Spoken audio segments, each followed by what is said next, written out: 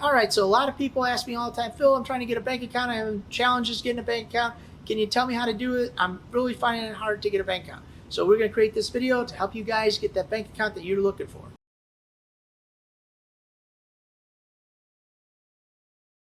All right, so one of the things that I talk to not only students but other people about getting a bank account, and they said, look, I went to this bank, that bank, this bank, that bank, and they keep turning me down. And when I listen, well, who are you going through? They're going through the same people that I say don't go to all the time. These banks are great banks. They're just not ATM friendly is what I would say.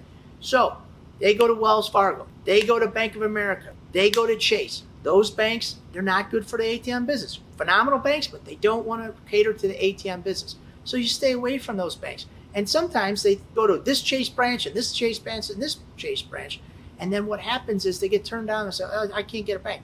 No, you're going to the same kind of bank. Always stay away from those banks, and it'll be a lot easier for you to get a business bank account with the bank. Point number 2, when you go, always remember to open up 3 bank accounts. One for your surcharge, one for your vault cash, and one for your business checking account. That's what you need when you're in the ATM business, because the bank always wants you to keep your vault cash compartmentalized. They want to see what you're putting in and what's coming out. They want to be able to track the money so they can manage what they call KYC, which stands for Know Your Customer. They want to understand who you are. Are you laundering money? Are you not? And they want to make sure that they can track it. So when you talk to the banker, you always let them know, look, I'm only going to put money into the ATM, and then the money will come circulated right back to your bank. And you always let them know, hey, I'm going to be in the ATM business. A lot of people say, oh, don't tell them you're in the ATM business. Well, you want to tell them, because once they see those ACHs coming through on a daily basis, you know what? They're going to figure it out in a month or 2.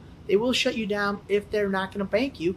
And by not telling them that you're in the ATM business, and when you get shut down, then what happens is now you're in trouble because you have to find another bank in a pinch. Point number 3. So Phil, if I'm not going to those banks, where do I go? Always go to small banks, mom and pop banks, credit unions. Those banks are very ATM friendly, and they will help you out. They want business. Where the bigger banks, they don't want to deal with that. So always look for credit unions and smaller banks, maybe with 1 branch or 2 branches, someone local, and they will help you with your business. Point number 4, some banks are going to ask you, hey, do you have a processing agreement? They're assuming that you're in business already.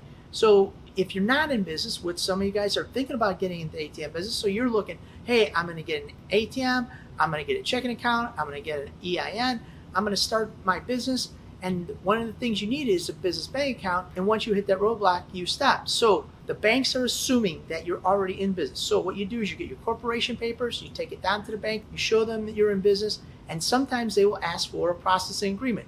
That's an agreement between you, the ATM, what we call the agent, and us, the ISO. So you need a processing agreement between you and us. If you guys are running into the roadblock, you can always call PDQ Merchant Enterprises.